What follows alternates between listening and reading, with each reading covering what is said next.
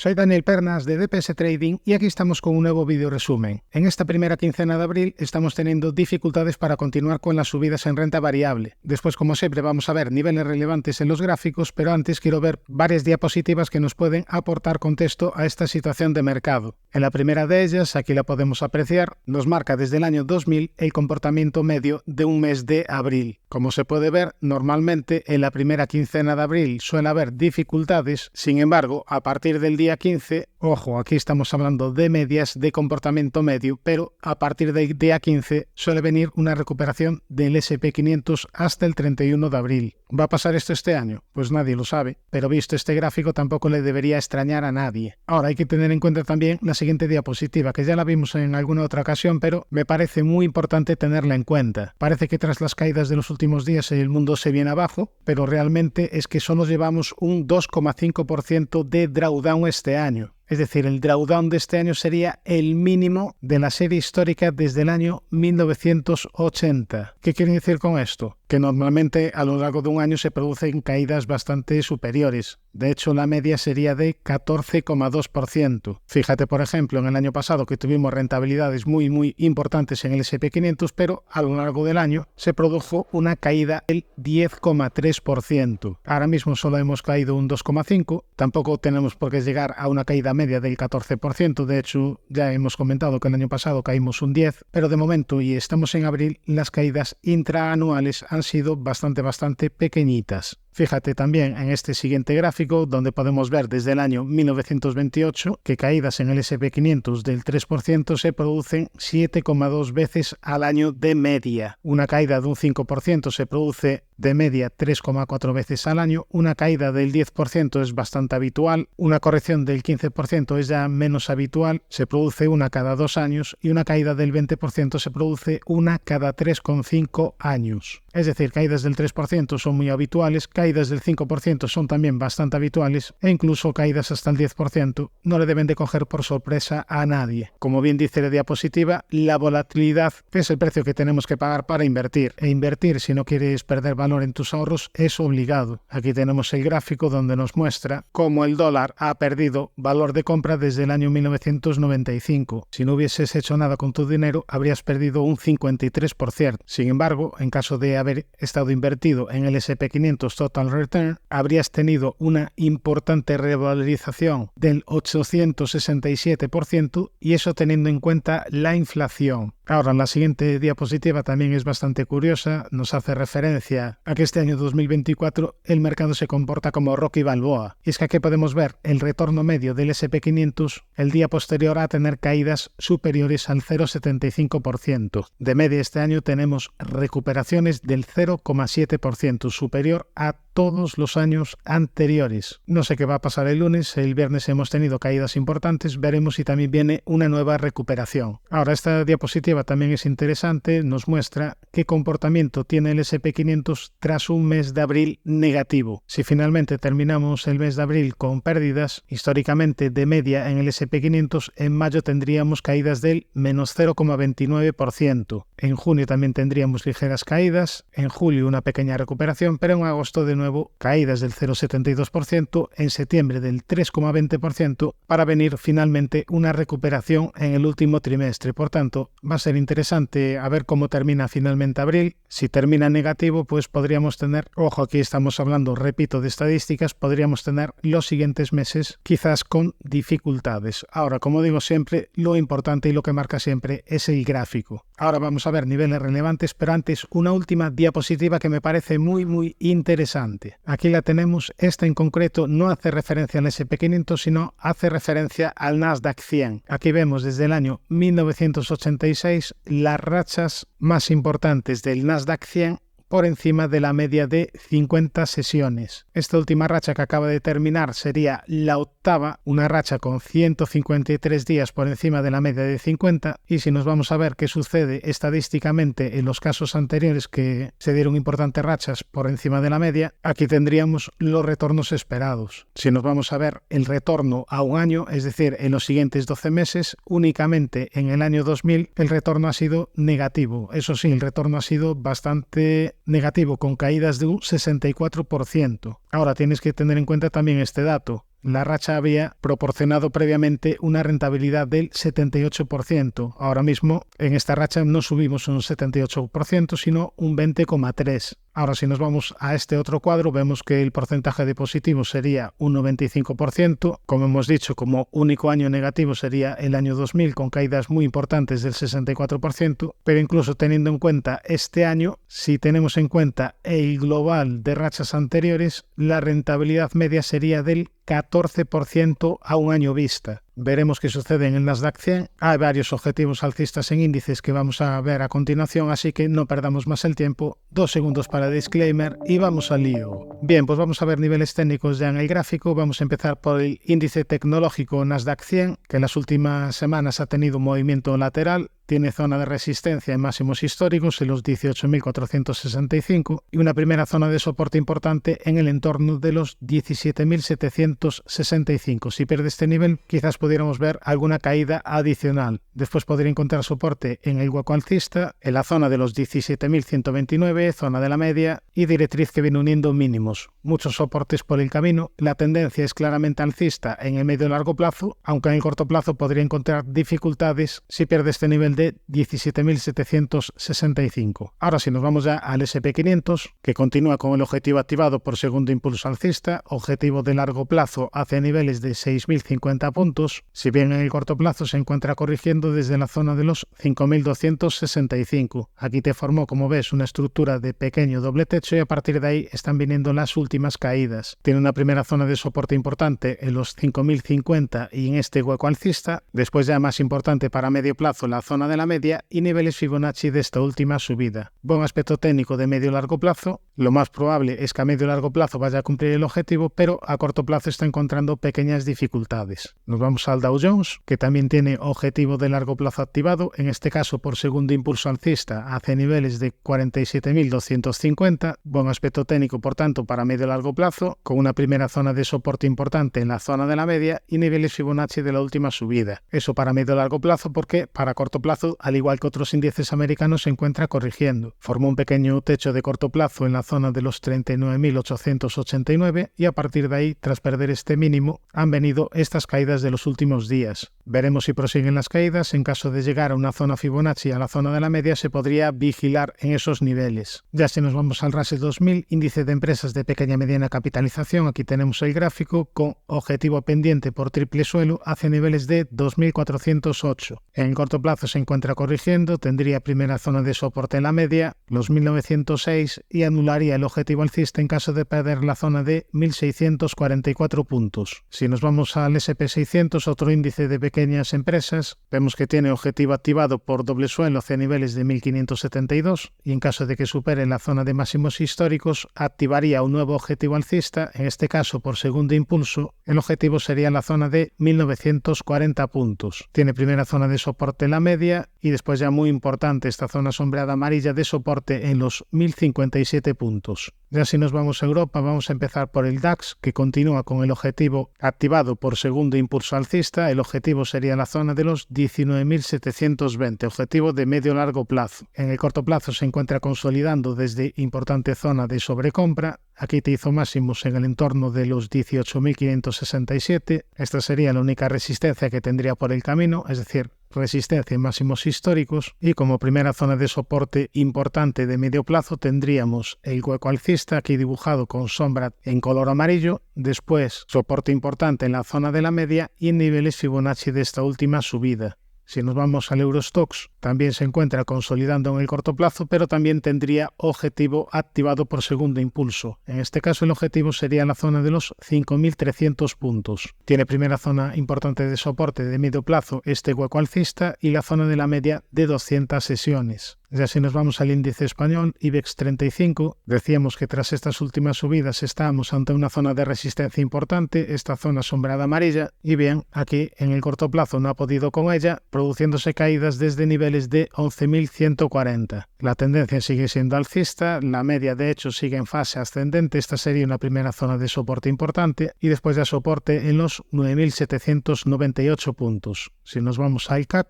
índice francés, buen aspecto técnico de medio y largo plazo, prácticamente máximos de la historia. Eso sí, en el corto plazo se encuentra corrigiendo desde zona de sobrecompra, se encuentra corrigiendo desde los 8.253 puntos. Esta sería la única resistencia que tiene por el camino, y como primera zona de soporte de cortísimo plazo tendríamos los 7.894 aproximadamente, y después ya más importante la zona de la media que está en fase ascendente y este hueco alcista. Si nos vamos al MIP, índice italiano, aquí en este caso ya hemos cumplido los objetivos que habíamos marcado, este pequeño objetivo por doble suelo y este gran objetivo por segundo impulso alcista. Y bueno, decíamos que estaba en zona de sobrecompra importante y a nadie le debería de extrañar las caídas en los últimos días. Tiene zona de resistencia en los 34.907, primera zona de soporte el hueco alcista y la media que está en fase ascendente. Si nos vamos al Nikkei, se encuentra corrigiendo desde la zona de los 41.087 puntos. Tiene una primera zona de soporte en los 38.260. En caso de perder este nivel estaría activando una divergencia bajista. Si pierde esta zona probablemente pudiésemos tener más caídas, quizás para ir a testear la zona de la media que está en fase ascendente. Recientemente ha superado máximos de la historia.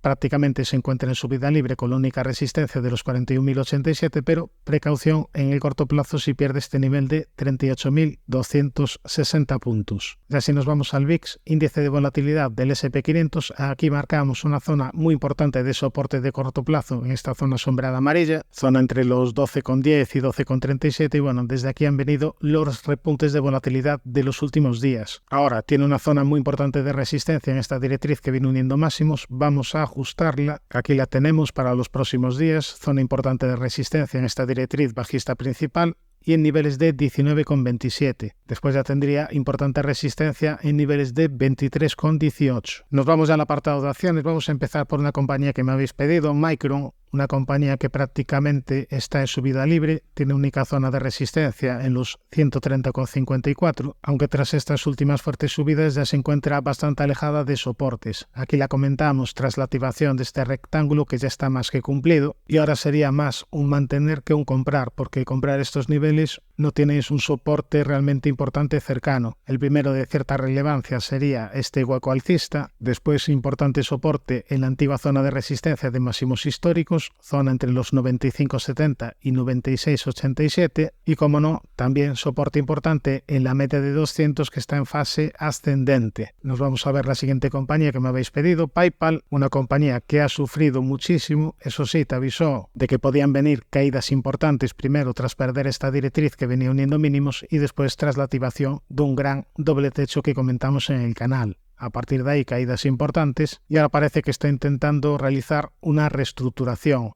Para ello sería muy importante superar el nivel de 68,21. Esta sería la primera resistencia importante de corto plazo. Después resistencia en este hueco bajista y en niveles de 76,54. Primera zona de soporte la media y precaución si pierde los 55,77 porque estaría activando un nuevo objetivo bajista, en este caso por doble techo. Ya nos vamos a la siguiente, Supermicro Computer, una compañía donde avisamos de que podían venir subidas tras la activación de este rectángulo en la zona de la media y bueno, se superó la parte alta y a partir de ahí explosión del precio. Subida bastante vertical, ahora se encuentra consolidando en el corto plazo desde la zona de los $1.229. La media aún se encuentra un poquito alejada del precio y tendría como primera zona de resistencia la directriz que viene uniendo máximos y por supuesto los 1.229. Primera zona de soporte los 871,10, los 855, este hueco alcista y la media de 200. Nos vamos a la siguiente, Starbucks Carriers, una compañía que en el largo plazo lo ha hecho bastante mal, aunque en el corto plazo está teniendo un comportamiento bueno, un comportamiento positivo. De hecho, tuvo una subida muy importante desde los 2,48 a niveles de 26,34 y a partir de ahí ha consolidado en base a una figura casi que podríamos llamar triangular. Mejoró tras la superación de la directriz bajista que venía uniendo máximos y tras la superación de los 23,34. Si consideramos esto un triángulo, tendría objetivo alcista activado hacia niveles de 31,85. Tendría primera zona de soporte importante en la zona de la media y después ya niveles de 15,76. Por tanto, compañía un tanto peligrosa para medio y largo plazo tras ver este importante comportamiento bajista, pero en el corto plazo soy ligeramente optimista porque por un lado tiene la media de 200 en fase ascendente y por otro lado, si consideramos esto un triángulo, tendría objetivo pendiente activado. Nos vamos ya a la siguiente, Uber Technology, compañía que se encuentra en tendencia alcista de medio a largo plazo, aunque se encuentra corrigiendo desde la zona de los 82,14. Aquí te forma una especie de pequeño doble techo de cortísimo plazo y a partir de ahí están viniendo las consolidaciones de los últimos días. Tendría primera zona de soporte el hueco alcista y la zona de la media de 200 sesiones. Después, si trazamos un posible primer impulso, también podríamos marcar como zona de soporte las zonas Fibonacci de esta última subida previa y también soporte en la directriz alcista que viene uniendo mínimos. Nos vamos a una acción siempre interesante, nos vamos a Starbucks, una acción que en el largo plazo lo hizo bastante bien, aunque lleva desde el año 2019 sin hacer prácticamente nada. Lleva en los últimos 5 años cotizando en estos niveles de 85, es decir, el que haya invertido en Starbucks hace 5 años habría tenido un importante coste de oportunidad. Dicho esto, la valoración ahora mismo, después de pasar 5 años, se encuentra bastante atractiva. Valoración en cuanto a fundamentales, porque de momento en cuanto a técnico hay que seguir teniendo precaución porque la media sigue en fase descendente y está realizando máximos y mínimos decrecientes. Eso sí, ahora mismo estamos en un entorno de importante soporte. Por un lado tendríamos zona de soporte en esta directriz que viene uniendo mínimos y por otro lado en estos niveles pasaría el 61,8% de esta última subida. Veremos si es capaz de reaccionar desde estos niveles, a ver si te forma alguna estructura alcista. Después tendría como resistencia la zona de la media y la directriz que viene uniendo máximos. Si pierde soporte, el siguiente nivel importante sería la zona de 79 y por último los 65,83. Por tanto, interesante a nivel fundamental, pero necesitamos algún tipo de señal técnica. De momento no la hay, más allá de que estamos en una zona de soporte importante. Nos vamos a la siguiente que me habéis pedido, Airbus, una compañía que se encuentra prácticamente en máximos de la historia. La única resistencia que tendría serían los 172,78. Se encuentra en tendencia alcista de medio a largo plazo, aunque corrigiendo en el cortísimo plazo. Hace poco analizamos su competencia a nivel técnico. A nivel técnico me gusta mucho más Airbus por el gráfico que tiene. Eso sí, los soportes se encuentran un poquito alejados. El primero de cierta relevancia sería la media, que está en fase ascendente, y después ya niveles de 120,28. Nos vamos a la siguiente, BASF, una compañía que en los últimos años se ha comportado de manera lateral y si ampliamos el zoom podemos ver niveles más de corto plazo. Tiene una primera zona de resistencia importante en la directriz que viene uniendo máximos. Desde aquí está corrigiendo en el corto plazo, zona de resistencia en los 54,93 por tanto, y primera zona de soporte entre los 49,60 y 50,30 en esta zona sombreada azul. Después soporte en la zona de la media y en niveles de 40,25. Si consideramos esto una consolidación en base a un rectángulo y proyectamos por arriba, nos saldría un objetivo alcista hacia la zona de los 59,30. Eso sí, el camino no está para nada despejado. Decimos de nuevo que tiene importante zona de resistencia en la directriz bajista principal y los 54,93, pero un poquito más arriba también tiene una zona de resistencia importante, esta zona pivote dibujada en color azul, zona entre los 55,3 y 56,5. Ya nos vamos a la siguiente, ING Group, compañía que se encuentra realizando mínimos y máximos crecientes, con primera zona de soporte importante en la zona de la media, después en los 11,90 y en los 11,42. En el corto plazo se encuentra corrigiendo desde una zona de sobrecompra bastante importante. Además, si nos vamos a un gráfico semanal, la vela que nos deja esta semana marca resistencia importante de corto plazo en los 15,99. No sería de extrañar que pudiesen venir más caídas en los próximos días. Además, volviendo al gráfico diario, la vela del viernes es bastante impulsiva. Lo dicho, no sería de extrañar que pudiesen venir más caídas y como soporte importante vigilaría la zona de la media y si trazamos un Fibonacci, ahora mismo el 61,8% pasaría por la zona de los 13,50 aproximadamente. Esta es otra zona de soporte importante. Nos vamos a la siguiente, TUI, una compañía de fortísimos altibajos. Fíjate esta última gran caída desde los 59,25 a niveles de 4,36, es decir, poca broma esta caída, aunque eso sí, en el cortísimo plazo hay ciertas esperanzas. ¿Por qué? Porque recientemente activó una estructura de hombro, cabeza, hombro invertido. El objetivo sería zona de los 10,22 euros, objetivo bastante ambicioso. Para ello no debería perder la zona de los 5,97. Tendría primera zona de soporte esta zona que antes era resistencia, veremos si es capaz de respetarla, después zona de soporte en la media y los 5,97. Primera zona de resistencia los 8,02 y después niveles de 11,87. En el corto plazo se encuentra corrigiendo, ya que en este tipo de compañías que lo han hecho tan mal a medio largo plazo le exigiría un poquito más. Como se encuentra corrigiendo en el corto plazo, le exigiría una nueva señal alcista que nos indicase que esta pequeña corrección desde los 8,02 ya ha terminado. Ahora nos vamos rápidamente a otra compañía que me habéis pedido, una compañía que también lo ha hecho muy mal en el largo plazo. Aquí tenemos el gráfico, aunque en el corto plazo dio señales de mejoría tras la activación también de un hombro cabeza hombro invertido. Si medimos el objetivo nos daría un objetivo aproximado hacia la zona de los 20,20. Ahora de momento ha hecho techo de corto plazo en el entorno de los 18,39 y precaución si pierde estos mínimos de 15,71 porque estaría activando una estructura de doble techo. Este sería el primer importante nivel de soporte de corto plazo. Después tendríamos como soporte en la zona de la media los 13,40, este hueco alcista y niveles de 7,70. En el apartado de divisas vamos a ver primero el índice dólar, que ha tenido importantes subidas esta semana desde la importante zona de soporte de la media de 200 en diario. Aquí lo tenemos, rebote desde este importante nivel de soporte. Posiblemente durante esta semana tengamos continuidad de las subidas y va a ser muy importante que sucede en la importante zona de resistencia de los 1,0702. Como era de prever, si en el índice dólar tuvimos subidas, en eurodólar hemos tenido caídas.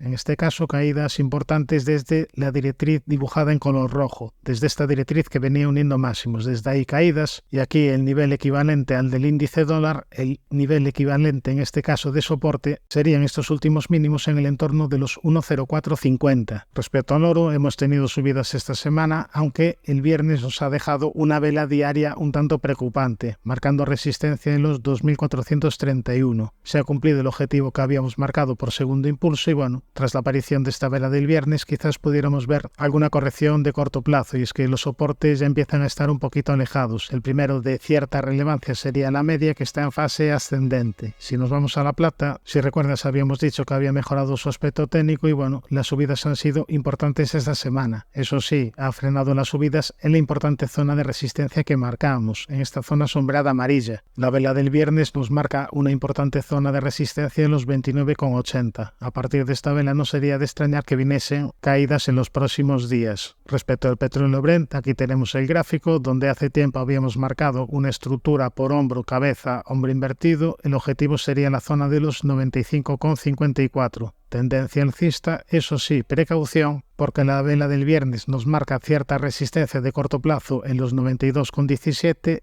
y si pierde estos últimos mínimos de corto plazo en los 88,80 estaría activando una especie de doble techo de corto plazo y podríamos tener caídas. Tiene zona de soporte importante de medio plazo en la zona de la media que está en fase ascendente. En el apartado de criptomonedas tenemos ya aquí el gráfico de Bitcoin, que tras las últimas fuertes subidas parece que ahora le está costando un poquito continuar. Le está costando en el corto plazo. Tendría una primera zona de soporte importante en esta directriz que viene uniendo mínimos y una primera zona de resistencia en la directriz que une máximos. En caso de perder la zona de soporte quizás pudiéramos ver más caídas hacia la zona de la media. Ya la zona de la media sería una zona importante de medio plazo. Si nos vamos a Ethereum, también se encuentra consolidando en el corto plazo tras las fuertes subidas previas. Fíjate que la sobrecompra ya era bastante importante y bueno, ahora tendría una primera zona de soporte en los 3.061. En caso de perder esta zona sería bastante probable ir a visitar la zona de la media. Primera zona de resistencia en los 3.775 y después ya la zona de los 4.133. Suscríbete al canal si te ha gustado este vídeo y no te olvides de activar la campana para no perderte ningún contenido. Un saludo, mucha precaución y buenas inversiones.